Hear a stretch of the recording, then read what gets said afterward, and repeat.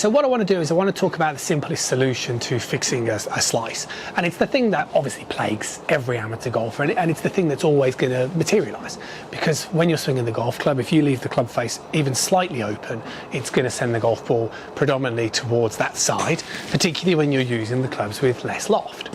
But what I think is the problem is golfers that don't really know exactly how to fix the slice, and they end up sort of compensating by trying to square the face by sort of scooping and flicking at the golf ball, and they don't understand exactly what you're trying to do in terms of a release. So what I wanted to do is I wanted to share with you something that I do with a lot of students, whether it be online or people that come to visit for lessons, when it comes to understanding how to control the club face. Now, I think the best way you can visually do this is utilising a swing guide, and the reason why I'm referencing this training aid is because, one, most golfers have purchased one of these things at some point in time. It's probably gathering dust somewhere, but two, if you did want to buy one, they're really inexpensive. So even if it's the kind of training aid, a swing guide that you've bought and you used it for half a dozen practice sessions, for the cost that you can get this thing, it's probably worth its weight in gold. So what you would do is you would position the swing guide in line with the club face from the original position, like so. And then if you then adopted your hold on the golf club, what you would notice is that the swing guide is at a different angle relative to your lead arm, okay? So they're not in line. But what happens very naturally in the golf swing is that we tend to produce hinging actions. So what would happen quite quickly in the backswing position is that the swing guide would go in line with your forearm, like so, okay? Now, if you gripped the golf club much stronger, then you can mess around with this and rotate it around a little bit. But what I'd promote is just to know how exactly to position it. Just get set up, and then just in that first move, you know, in the pros tend to do a little waggle. That's what you would do, whether you're realising it or not. You don't take the club back like this, do we?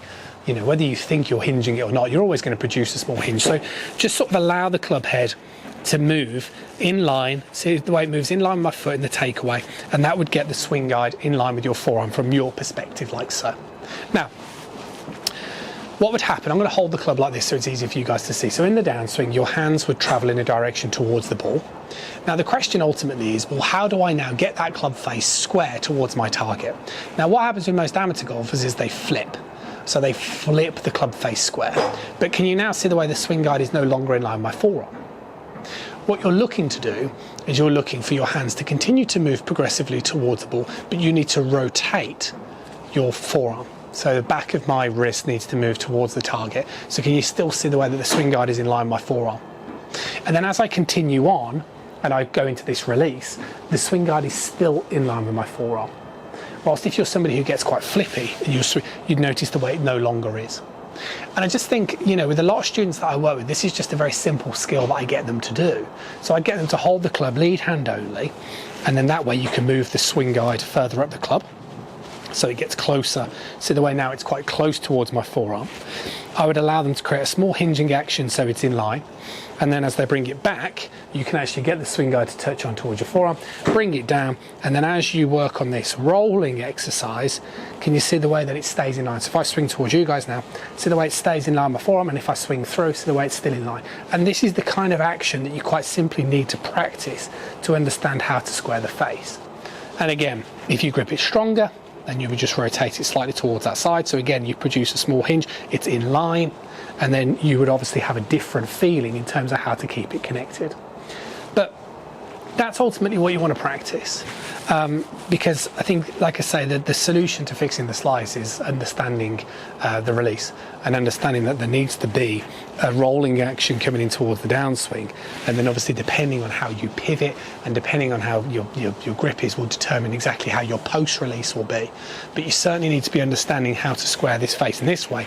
And like I say, if you're somebody who's quite flippy, then what I'd promote is practice with a sort of swing guide and just understand that this relationship needs to work together, coming in towards this impact area.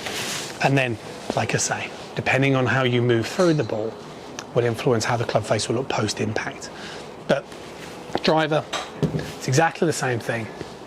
You want to work on that swing guide, work on closing that face and understanding how your arm should move. Because if you can't do that, then I think you're going to always battle that slice. And the problem is, if you're always relying on squaring the face with a flip, you're just going to bring just as many shots towards the left into play. And it's just not the most efficient way to hit the ball. Let me know how you get on.